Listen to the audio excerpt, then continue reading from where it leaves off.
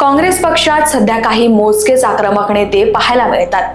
जे होते ते भाजपाचे झालेत, तर काहींनी इतर पक्षात आपलं बस्तान बसवलंय.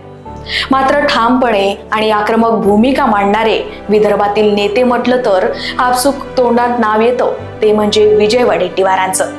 आज त्यांचा वाढदिवस, त्यानिमित्त पाहूया हा स्पेशल रिपोर्ट.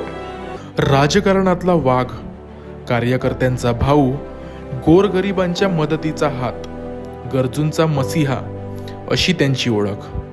नावाप्रमाणेच जो नेहमी जिंकत राहिला असा आशेचा किरण म्हणजे विजय. होय, आपण विजय वडेट्टीवारांबद्दलच बोलतोय. राजकारणातला असा बिंदू की ज्याने कितीही उतार चढाव आले तरीही आपला ठसा उमटवत ठेवला. सध्याच्या राजकारणाचा चिखल झाला तरीही या व्यक्तिमत्वाने आपल्या कामांचा आवाका वाढवतच ठेवला. सध्या विधिमंडळात काँग्रेसचे पक्षनेते म्हणून जबाबदारी सांभाळणाऱ्या वडेट्टीवारांचा प्रवास काही सोपा नव्हता. त्याची सुरुवात अशी की 1991 मध्ये जिल्हा परिषद सदस्यापासून त्यांनी सुरुवात केली.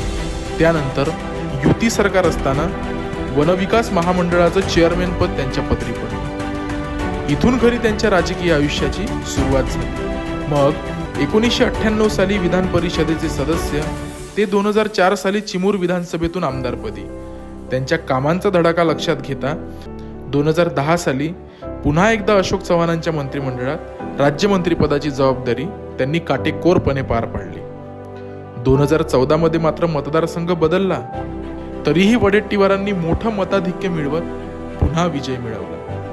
यानंतर वडेट्टीवारांकडे एक नवी संधी चालून आली. ज्येष्ठ नेते राधाकृष्ण विखे पाटलांनी भाजपमध्ये प्रवेश केला.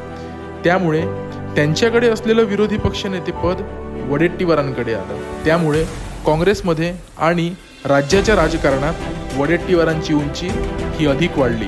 तसं वडेट्टीवार हे मूळचे शिवसेनेचे. माजी मुख्यमंत्री आणि सध्याचे भाजप नेते नारायण राणेंसोबत ते काँग्रेसमध्ये गेले. बरं, राणेंनी पुन्हा पक्षांतर केलं, मात्र विजयराव हे काँग्रेससोबत राहिले आणि काँग्रेसचेच झाले. त्यांची पक्षनिष्ठा जराही कमी झाली असा एकही पुरावा नाही.